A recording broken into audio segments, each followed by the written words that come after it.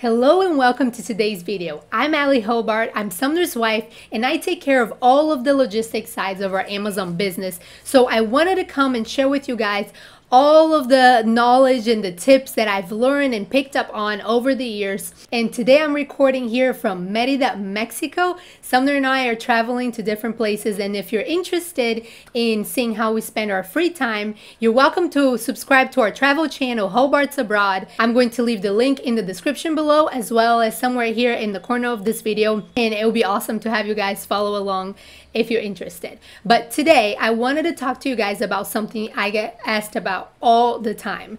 And I remember when I first started with Amazon FBA and we were handling our first shipment, these things were confusing me so much. I was so scared of making the wrong decision. All of the different terms and the different words and abbreviations seemed so confusing to me. So today I wanted to talk to you guys about shipping trade terms and what they are, what are the different options, what they actually mean, and which one I would say that you should choose, especially for your first shipment. So before we start, trade terms, as the name says, is exactly that. It's the terms, the details of the shipping agreement that you're going to enter with whoever's handling your shipment. So let's say it's your supplier, or it could be a freight forwarder. For this example, let's say your supplier is going to handle your shipment. So I'm going to show you guys all of the different trade terms that they're going to use when they're telling you the price of your product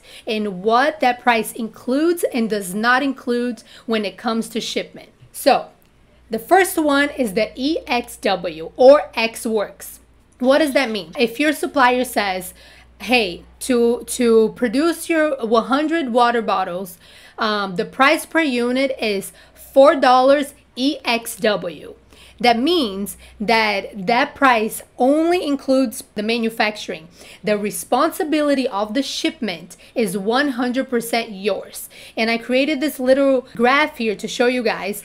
So everything right now is gray. That means that the shipment is not included in the price. That means that you need to figure out a way to take your products all the way from your supplier's factory all the way to Amazon's warehouse. You need to figure out the shipping arrangements as well as pay for it and all that. So that's what it means when they give you a price, EXW, Ex Works. The next one is the FOB, or free on board. And as you can see, that price that they give you, let's say now your water bottle is $4 per unit, FOB. That means that your supplier is responsible for producing your water bottles, as well as taking all of your goods and bringing them to the nearest port.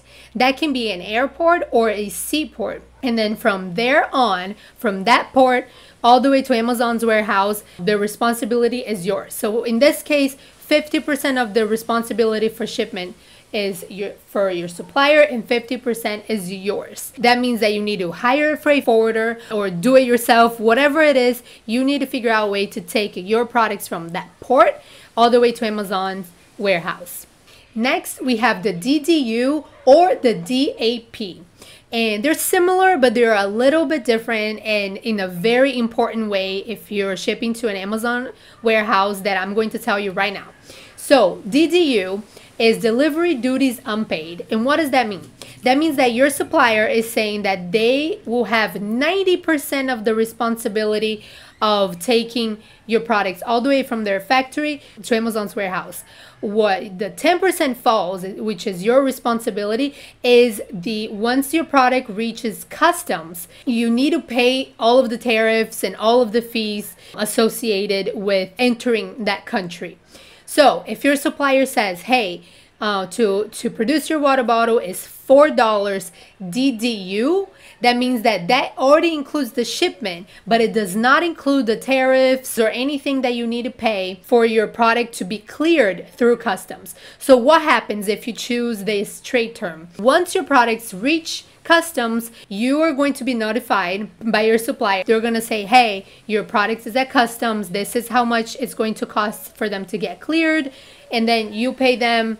They pay the customs officer, and your product is going to be cleared to go all the way to enter the country, enter the US, and go all the way to Amazon's warehouse. So that's why it says that it's 10% your responsibility. Now, duties at place, that is a little bit different. Similarly with DDU, everything's covered except for the duties, everything that you have to pay at customs. But instead of stopping at customs and them charging you and you paying them, they're going to charge at the destination. They're going to charge whoever they deliver the goods to.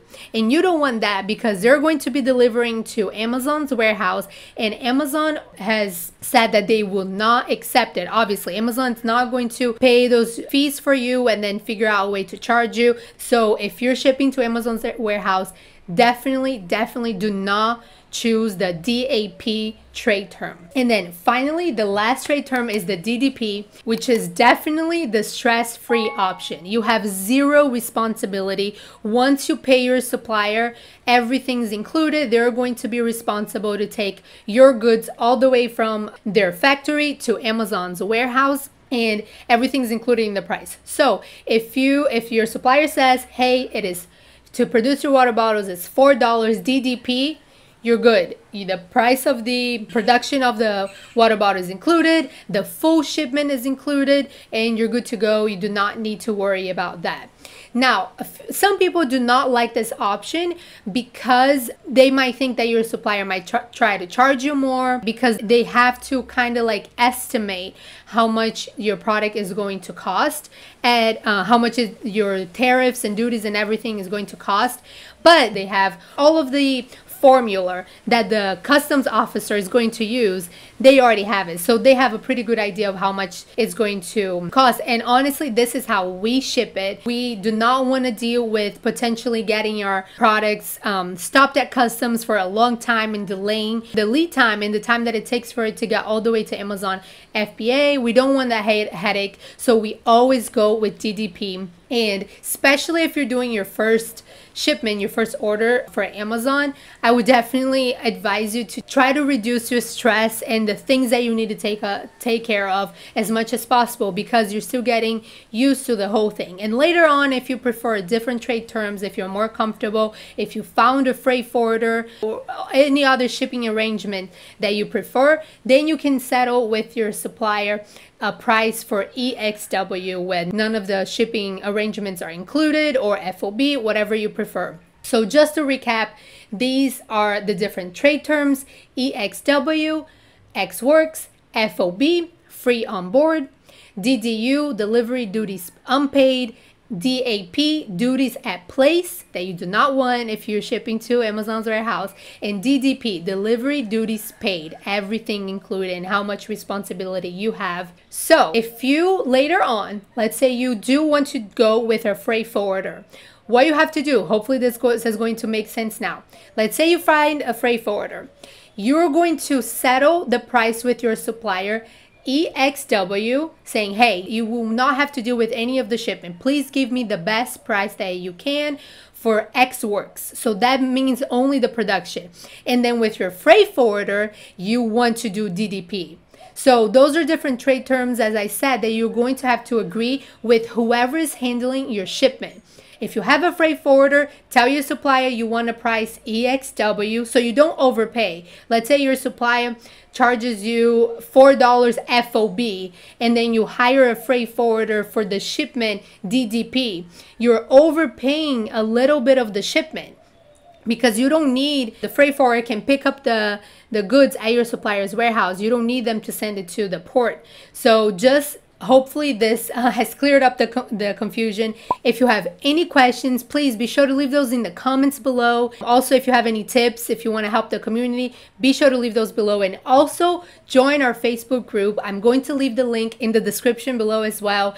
But you can also find us through Facebook. You can just type in Sumner Hobart, or the Amazing Escape Plan. We are a wonderful group that we're only growing. We're always there answering questions, offering resources and tools, as well as the latest updates from Amazon and even other sales channels, how to expand, amazing tips. So you should definitely join. And lastly, if you want to learn more about all of the process of sourcing your products from Alibaba and sending it all the way to Amazon FBA, we have a pretty inexpensive Udemy course that I'm also going to leave the link in the description below.